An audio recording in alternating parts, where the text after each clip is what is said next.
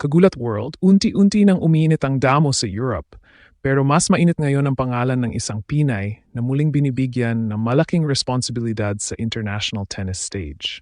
Hindi ito simpleng tournament entry lang. Hindi ito ordinaryong participation.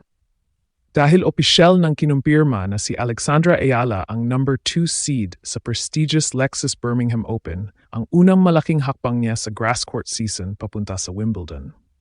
Matapos ang isang clay season na hindi naging kasing explosive ng kanyang historic Miami run, ngayon ay panibagong kabanata ang bubuksan ni Alex. Pero kasabay ng bagong simula ay mas mabigat na pressure.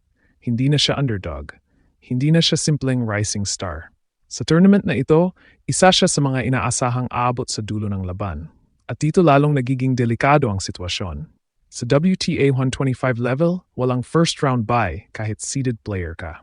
Ibig sabihin, mula pa lang sa round of 32, ay obligado nang lumaban si Alex. Walang shortcut. Walang pahinga. Kailangan niyang daanan ang buong bracket kung gusto niyang maiuwi ang titulo. Mas nakakagulat pa, wala pang opisyal na opening round opponent habang hinihintay ng buong tennis community ang release ng main draw. Ngunit isang bagay ang sigurado, lahat ng mata ay nakatutok ngayon sa Pinay sensation.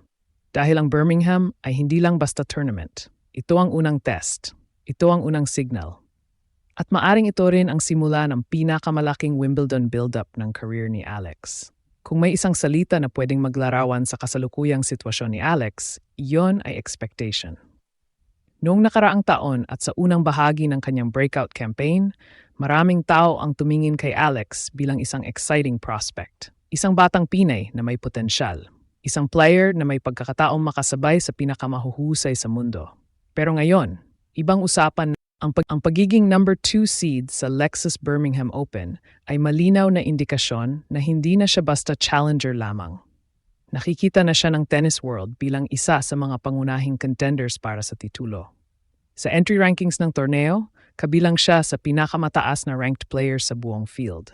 At kapag mataas ang seeding mo, nagbabago rin ang pananaw ng mga tao. Kapag natalo ka ng maaga, disappointment agad ang tingin. Kapag umabot ka sa quarterfinals, sasabihin nilang expected lang iyon. Kapag umabot ka sa semifinals, sasabihin nilang ginagawa mo lang ang dapat mong gawin. Ibig sabihin, habang tumataas ang ranking mo, mas tumataas din ang standards na ipinapataw sa iyo. Ito ngayon ang bagong mundo na kailangang harapin ni Alex. Mas lalo pang nagiging mahalaga ang Birmingham dahil ito ang opisyal na pagbubukas ng kanyang grass court campaign. Ibang-iba ang damuhan kumpara sa clay. Mas mabilis ang bola. Mas maikli ang rallies. Mas mahalaga ang teaming at positioning. Isang maliit na pagkakamali lang ay pwedeng magbago agad ang momentum ng Ngunit may dahilan kung bakit maraming observers ang naniniwalang may pagkakataon si Alex na maging mapanganib sa grass. Noong nakaraang grass season, ipinakita niya na kaya niyang mag-adjust sa mabilis na surface. Nakagawa siya ng mga resulta na nagpatunay na hindi lamang siya clay o hardcourt player. Sa katunayan, ang kanyang agresibong baseline game at mabilis na pagkuha ng bola ay bagay sa modernong grass court tennis. Ngayon, mas mataas na ang kanyang ranking. Mas marami na siyang experience laban sa elite competition. Mas kilala na siya ng buong tennis world. Pero may kasama ring panganib yun. Dahil habang mas lumalaki ang pangalan ni Alex, mas marami ring kalaban ang gustong maging dahilan ng kanyang pagkabigo. At sa sandaling mailabas ang main draw, magsisimula na ang tunay na giyera. Hindi na ito tungkol sa potensyal.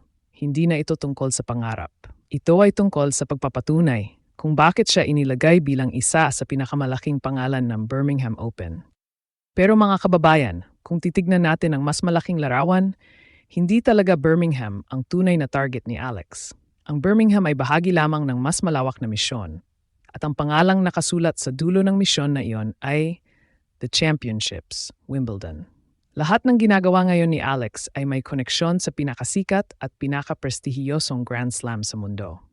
Ang bawat laban sa Birmingham, bawat set na mapapanalunan, bawat adjustment sa damuhan ay parang paghahanda para sa mas malaking digmaan na naghihintay sa susunod na mga linggo. Sa katunayan, ang Birmingham Open ang una sa 4 na nakapilang grass court tournaments sa kanyang schedule. Ibig sabihin, hindi lamang resulta ang hinahabol niya rito. Hinahanap din niya ang rhythm, confidence, at momentum na napakahalaga kapag papasok ka sa Wimbledon season. At dito nagiging nakakakilabot ang sitwasyon.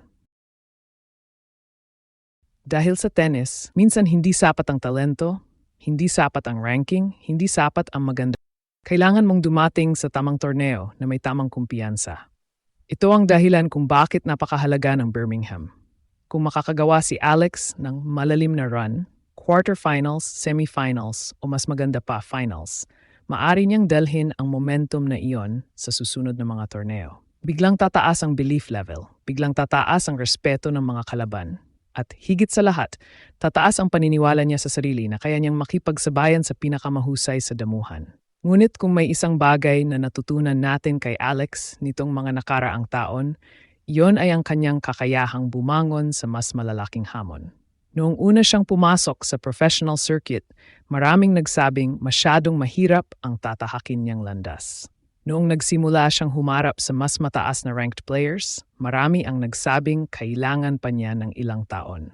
Pero paulit-ulit niyang pinatunayan na hindi siya natatakot sa malalaking entablado. At ngayon, narito na naman siya sa panibagong yugto ng kanyang career. Hindi bilang isang unknown prospect, hindi bilang isang wildcard story, kundi bilang isang player na inaasahang manalo. Isang player na may numero sa tabi ng kanyang pangalan. Isang player na may dalang bandila ng Pilipinas sa gitna ng international spotlight. Kaya habang hinihintay ng buong tennis community ang opisyal na release ng draw at ang pangalan ng kanyang unang makakaharap, isang bagay ang malinaw. Ang Birmingham Open ay maaring simpleng WTA 125 event lamang sa papel. Pero para kay Alex, maari itong maging simula ng pinakamahalagang grass court journey ng kanyang career. At kung magtutuloy-tuloy ang kanyang pag-akyat, baka ang Birmingham na ito ang maalala bilang torneo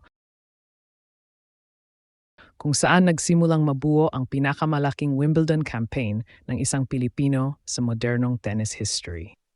Ibang klaseng pressure ang dala ng pagiging number 2 seed. Kapag mataas ang tingin sa iyo ng tennis world, bawat laban ay may kasamang expectation at responsibilidad. Pero ito rin ang class ng pressure na pinapangarap marating ng bawat atleta. Ibig sabihin nito, kinikilala na ang iyong kakayahan. Ibig sabihin nito, kabilang ka na sa mga pangalang dapat bantayan. Ngayon, magsisimula na ang unang hamon ni Alex sa damuhan. Walang buy, walang shortcut. Kailangan niyang pagdaanan ang bawat laban para maabot ang titulo. At habang papalapit ang Wimbledon, isang tanong ang bumabalot sa buong Pilipinas. Ito na kaya ang grass court season kung saan tuluyang magpapakita si Alex na handa na siya makipagsabayan sa pinakamalalaking pangalan ng mundo.